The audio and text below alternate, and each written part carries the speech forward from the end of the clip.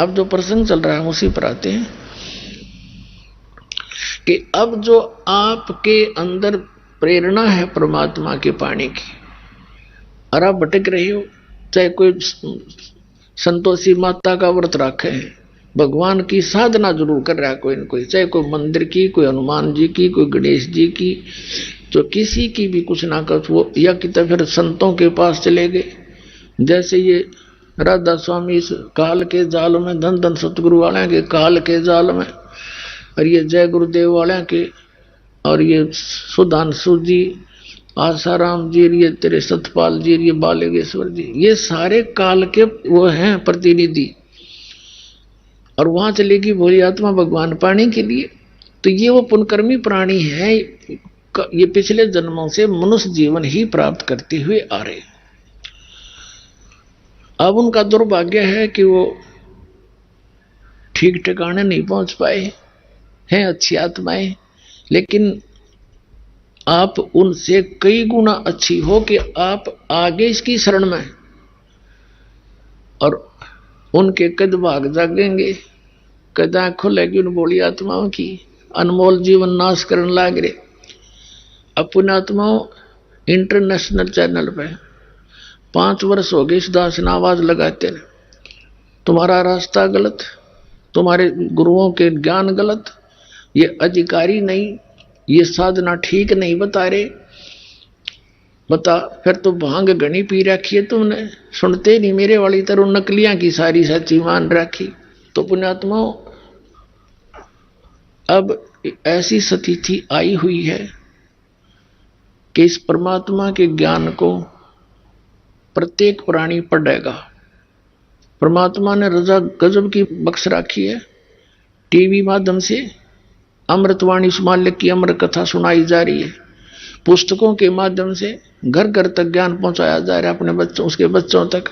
अब ये पढ़ेंगे, इस अमृतवाणी के पढ़ने मात्र से ऐसे बहुत से भक्तों के, जो हमारे भक्त जाते हैं वो कहते हैं हमने ये पुस्तक ही पढ़ी थी ज्ञान गंगा, और हमने एक डिमांड रखी थी भगवान का आगे, हमारी बात सफल होगी, इब नाम लेने भी आवांगे हम। बताओ इसके पढ़ने तय सुख होने लगे, क्योंकि ये अमर कथा है। अरे राधा स्वामी वालों के पास कख भी नहीं, जोत लानी न छुटवा दी, ना हिंदू धर्म में घर घर में जोत जला करती वह बंद करवा दी, क्योंकि ये तो काल के एजेंट है, न तो नाश कति भट्ठा बैठाना है आत्माओं का, परमात्माओं का, कि कति भक्तिहीन हो जाए, नास्तिक हो जाए, लास्ट में भगवान है ही नहीं। ये तो यूं चाव है, और परमात्मा ये चाहता है इनमें आस्था बनी रहे भगवान की। आप आए, बीच बीच में संत भेज दिए, आज तक भक्ति जीवित रखी उस दाता ने इस समय के लिए। अब राधा स्वामी वाले धन धन सतगुरु ये बालेश्वर किस्से का देख लो, ना कोई जोत लगानी, अन्न की वाणी का पता है, अठबट माने। तो इन्होंने जो पुण्य कर्म बना करते थे थोड़े बहुत स्वाध्याय के, इनकी राधा स्वामी धन धन सतगुरु वाले की वाणी पढ़ के देखो, कख भी नींद में, ना सतलोक का बेरा, ना सतनाम का इनको, तो वाणी है कोई। तो अमर वाणी जो महापुरुषों, जो परमात्मा प्राप्त संतों से और प्रमाणित सदग्रंथों में जो से पढ़ने से जो लाभ होता है वो तुरंत असर करता है। उससे ज्ञान यज्ञ और कुछ पाप ऐसे होते हैं हमारे अंतःकरण में जो परमात्मा की महिमा सुनने से नष्ट हो जाते हैं। कुछ प्रकार के पाप होते हैं, तो वो कुछ पाप नरम होते ही, कम होते ही आत्मा में परमात्मा की चाह उत्पन्न होती है। जैसे रोगी व्यक्ति होता है,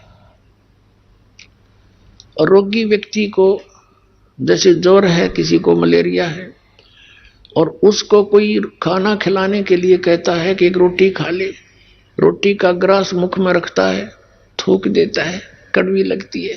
मनुखा दाख, संतरे, सेब वो कहता कड़वे लगते। अब वो वस्तु पदार्थ कड़वे नहीं है, कड़वा तो उस जवर ने उसके शरीर की व्यवस्था बिगाड़ दी, जिस कारण से स्वादिष्ट पदार्थ भी कड़वे लग रहे। तो जिनके पाप कर्म बढ़ जाते हैं, पाप कर्मों का जवर जिनके ऊपर होता है, उनको परमात्मा की वाणी, परमात्मा का ज्ञान कड़वा लगता है, अच्छा नहीं लगता। बाकी और कुछ भी करते रहते हैं, वो करते रहेंगे। फिर उस जैसे किसी को जबर हो गया और खाना अच्छा नहीं लगता, उसका ट्रीटमेंट क्या है? जैसे मलेरिया है किसी को, तो मलेरिया ग्रस्त उस रोगी को वो कड़वा बेशक पदार्थ लग रहे हैं, लेकिन कड़वी टैबलेट ही खवानी पड़ेंगी उसने, और ना चाहते भी खानी पड़ेंगी उसने, कुनीन खिलानी पड़ती है। और वो खाता है, चाहे कुशल से खा चाहे दुख से खा, और उसके खाने से ही फिर वो जवर कम होता है। जब जवर उतर जाता है तो वो स्वादिष्ट लगते हैं वो पदार्थ जो पहले कड़वे लगे थे। तो इस परमपिता परमात्मा की अमर वाणी जो पुस्तक घर घर भेजी जा रही है, तो एक बार तो सबको कड़वी लगती है यार, यूं कैसे लिख दिया? ब्रह्मा विष्णु महेश के माता पिता कहाँ से उन्हें पढ़ रहे, पाछे पहले फोन करें भक्ता दो रहे, ये क्या लिख दिया तुमने? शुरू में ऐसे हुआ था। अब भाई ने पढ़ लो, प्रमाण दे रखे, प्रश्न नंबर लिख रहा कि आपके सदग्रंथों के उनमें लिखा हुआ है, हमने तो सिर्फ उनसे सदग्रंथों से ही निकाल कर इसमें कॉपी कर रखी है और थोड़ा सा विश्लेषण किया है कि ये देखो इसमें तो ये न्यू लिखा, तुम्हें बताया गया ये नाश अविनाशी है ब्रह्मा विष्णु महेश, इनके कोई माता पिता नहीं, और इसमें इनके माता पिता लिखे। तो अब वो पढ़ रहे हैं, चाहे ना चाहते हुए भी उनमें त्रुटि देखने के लिए भी कोई पढ़ता है तो भी उसके पुण्य बन जाते हैं, क्योंकि अमर वाणी है। अब उस कुनीन को चाहे फांका वैसे मार लो, चाहे किसे कहे तो खा लो, वो तो अपना काम करेगी। तो अब उनके पाप कर्म हटते जा रहे हैं और उनके अंदर परमात्मा की भूख बढ़ती जा रही है। अब थोड़ी सी दिखा दूंगा, कुछ ही दिनों में मालसा उठका होगा।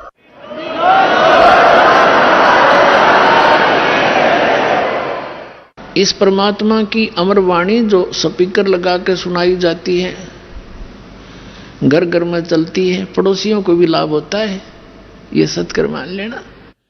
अब एक वक्त, कई वक्त बताते हैं ऐसे, तो ऐसे बहुतों के साथ ऐसे बीती है, ये भूतों के दुखी व्यक्ति यहाँ नाम ले लेते हैं। अब नाम ले लिया तो नाम लेते ही उनके भूत बातें फिर भाग जाते हैं, वहां रहेंगे नहीं, क्योंकि भगवान का निवास हो गया उस घर में। तो फिर पड़ोसियां के जाएंगे अपने दूसरे और कहीं जाएंगे, तो दूसरे ये कहते हैं कि तुमने हमारे ऊपर जंतर मंत्र करा दिया और सारे भूत हमारे छोड़ दिए। अब कमाल के आदमी हो, आम जंतर मंत्र जानते नहीं, ना पकड़ना जानते भूता, ना छोड़ना जानते।